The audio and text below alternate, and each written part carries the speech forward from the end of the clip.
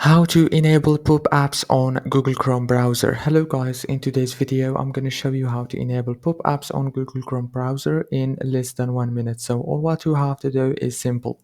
Go to the top here, click on those three dots, and then go down to the settings option. As you can see now, all what you have to do is so simple. Just go right here to this privacy and security option and scroll down like this and click right here on this site settings, and now scroll down again and go to this pop-ups and redirects.